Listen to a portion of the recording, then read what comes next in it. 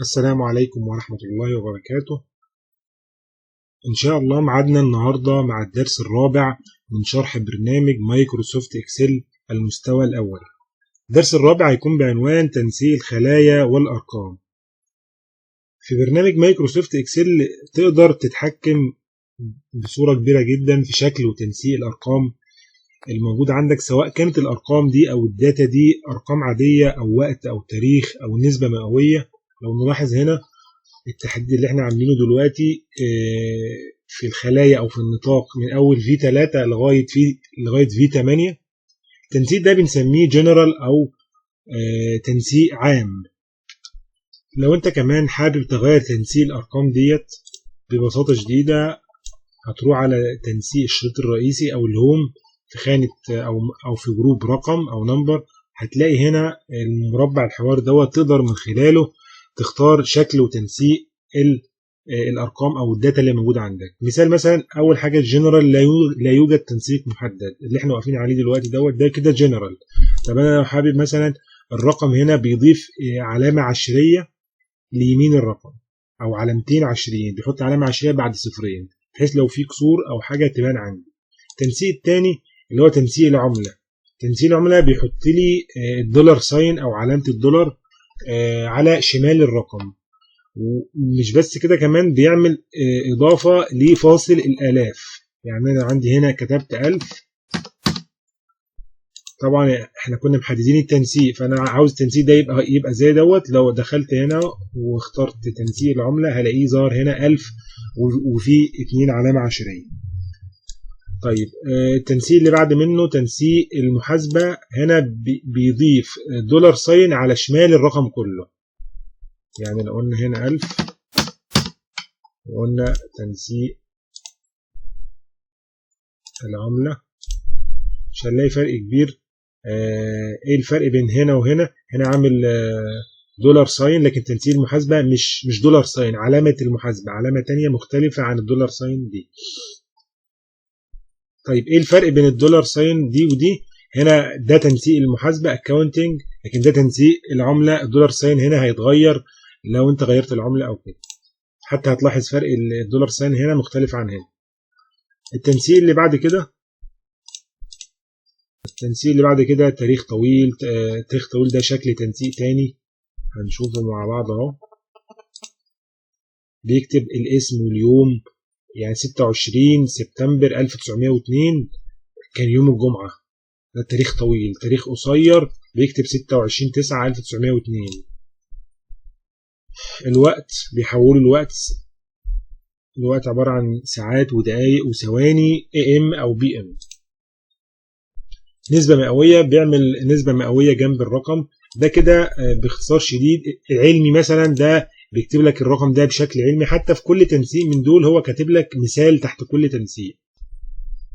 كمان آخر حاجة هنا عندنا النص. لو انت اخترت التنسيق ده وقلت اكسل نسق لي الخلايا دي كنص، هينسقها كنص حتى لو انت كاتب فيها رقم، لكنه هيتعامل معاها كنص.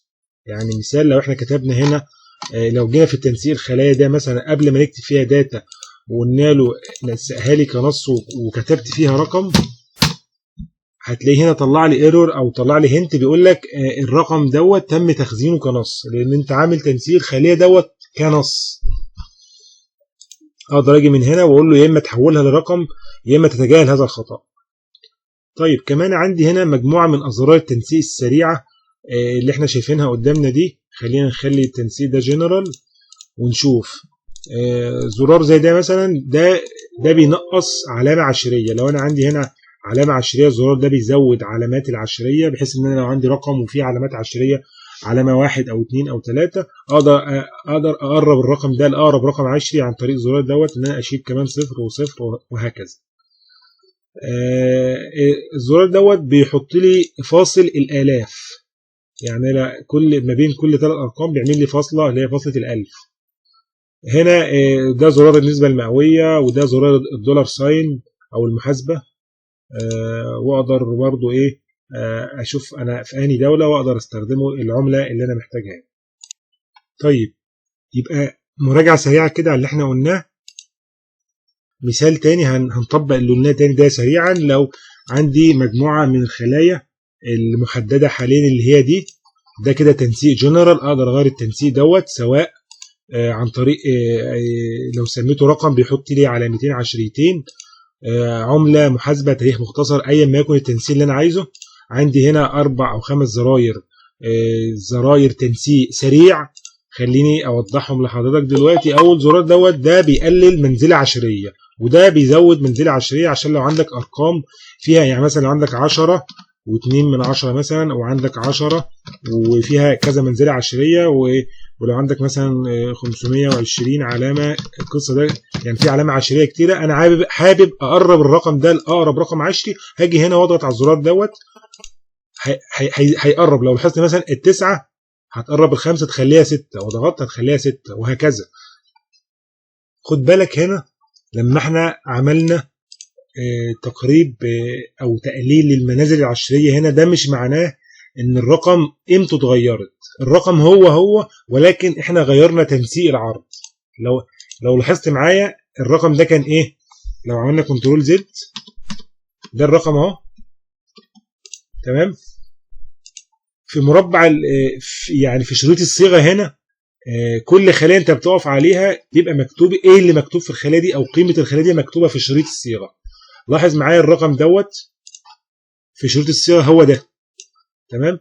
لو انا جيت هنا وعملت قللت المنازل العشرية، هلاحظ هنا شكل الرقم بس هو اللي بيتغير، لكن شكل الرقم هنا بس بيتغير، لكن في شريط الصيغة هو الرقم نفس القيمة ما اتغيرتش. طيب نرجع تاني لموضوع تنسيق الأرقام. لو أنت حابب تنسق الأرقام دي بصيغة تانية، وجيت ضغطت على السهم هنا في صيغة تانية أنت حاببها مش موجودة في القائمة المنسدلة دي، ولا موجودة في الزراير دي، تعمل إيه؟ لو ضغطت على الزرار ده كده ودخلت على تنسيق أرقام إضافية، هتلاقيه دخلك أو فتح لك مربع حوار. طيب بالنسبة للدايلوج بوكس دوت، انت تقدر تفتحه من مكان تاني. خلينا نقول تاني، لو انا التنسيق مش موجود، يا اما هختار من القائمة دي تنسيق ارقام اضافية، او اقدر كمان يعني اضغط على الدايلوج بوكس لونشر دوت. لو ضغطت عليه هيفتح لي نفس مربع الحوار.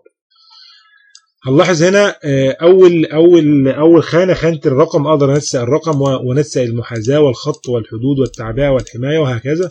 خلينا في اول قصة الرقم. لو انا جيت هنا مثلا على الرقم، هلاحظ هنا ان انا لما اخترت تنسيق الرقم من القائمة هنا عمل لي 2 منزلة عشرية فقط. انت هنا تقدر تتحكم في عدد المنازل العشرية اللي هينسق بها الرقم، سواء منزلتين او 3 او 4 او اقل او اكتر. حتى هنا عامل لك برضو بالنسبة للارقام السالبة، وموضح لك شكل الرقم هيطلع عامل ازاي. لاحظ معايا هنا لو انا واقف على الخلية دي مثلا وعملت التنسيق كده وعدلت في المنازل العشرية هنا، لاحظ ان هو هنا النموذج دوت بيعرض لك انت واقف على انهي خلية اللي هي 123، وايه اللي هيحصل فيها لو انت غيرت في التنسيق ده بالنسبة للرقم. كذلك بالنسبة للعملة، شكل العملة هيبقى عامل ازاي، او شكل الرقم هيبقى عامل ازاي ظاهر معاك هنا بالنسبة للمنازل العشرية، او شكل التنسيق. يعني لو نسقت عام هيبقى شكله عامل كده، لو نسقت رقم هيبقى شكله عامل كده، وتعدل في التنسيق من هنا، وتقدر تستخدم فاصل الاف او ما تستخدموش. كذلك العملة، كذلك المحاسبة، كذلك الوقت والتاريخ وهكذا. طيب خلينا دلوقتي نروح على تنسيق التواريخ، نقف على خلايا فيها تاريخ ونشوف شكل التنسيق يبقى عامل ازاي. لو جينا وقفنا مثلا على طبعا احنا اتعلمنا في الدرس اللي فات ازاي نحدد العمود كله. هنقف هنا كده وهنقول له تنسيق كتاريخ. نلاحظ اول ما وقفت عليه هو اظهر لي هنا في المربع ان ده تاريخ. لو وقفت هنا هتلاقيه مخصص هنا، تاريخ، ده تاريخ برضه ولكن بصيغة تانية، ده مخصص وهكذا. فلما اقف هنا على خانة التاريخ وافتح الدايلوج بوكس لونشر من هنا، هلاقيه قري او هو عرف لوحده ان احنا واقفين على خانة فيها تاريخ، فراح عمل لي اكتيفيشن لموضوع لخانه التاريخ هنا. يعني هو عارف. هنلاحظ هنا ده تنسيقات جاهزه لشكل التاريخ. لو اخترنا ده مثلا هتلاقيه هيظهر التاريخ، اسم الشهر واليوم، يعني 14 مارس. التنسيق ده هتلاقيه 13 14 مارس 14/3 سنة 2012 يعني. خلينا مثلا نختار التنسيق دوت ونقول له اوكي. هلاحظ هنا ان هو تنسيق التاريخ اتغير لي رقم اليوم 31 اكتوبر 8 جولاي، التنسيق اللي انت اخترته. طيب خلينا بقى نجرب تنسيق تاني، نرجع تاني للخلايا ديت ونضغط على العمود دوت ونقول له نسق لي الارقام دي. طبعا خلينا نفوت المحاسبه والتاريخ ونختار مخصص او خاص. عفوا خاص. ده هنا بيعرض لك مجموعه من التنسيقات المخصصه والخاصه بكل دوله عن الثانيه. يعني انا لو اخترت مثلا تنسيق او بلد تانية زي مثلا دي، هلاقي تنسيق الارقام اختلف. دي تنسيقات خاصه بكل بلد، بتختلف من بلد للتاني. فلو انت مثلا في السعوديه، في مصر، في انجلترا، في اي ما يكن، هتلاقي تنسيق مختلف. خلينا مثلا نختار الانجليزيه. خلينا مثلا نختار تنسيق العربيه، المملكه العربيه السعوديه، هنلاقي تنسيقات الارقام دي. لو اخترنا مثلا رقم الضمان الاجتماعي دوت وقلنا له اوكي، هلاقيه يعني ظهر لي بالصيغه دي. ده كده باختصار شديد برضو نوع من انواع التنسيق الارقام في الاكسل. بكده نكون اتعرفنا او اتعلمنا ازاي ننسق الارقام والتواريخ بشكل مبسط. ان شاء الله في الدرس الجاي هنتعلم ازاي ننسق الارقام بشكل مخصص اكتر، يعني او هيكون ان شاء الله بعنوان التنسيق المخصص او التنسيق الارقام المخصص. يكون مور ادفانسد شويه عن الكلام اللي قلناه هنا. عايز برضو قبل ما انهي الدرس اقول لك ان يعني لما فتحنا الدايلوج بوكس او القائمه المنسدله لقينا خيارات كتير جدا. محتاج منك مش بس تسمع الفيديو دوت، لا تسمع وتطبق بايدك وتجرب بايدك كل الخيارات، بحيث ان انت لما هتجرب بايدك هتتعلم اكتر والموضوع هيثبت معاك اكتر. وبكده نكون خلصنا الدرس الرابع، ونشوفكم على خير ان شاء الله الدرس الجاي. والسلام عليكم ورحمه الله وبركاته.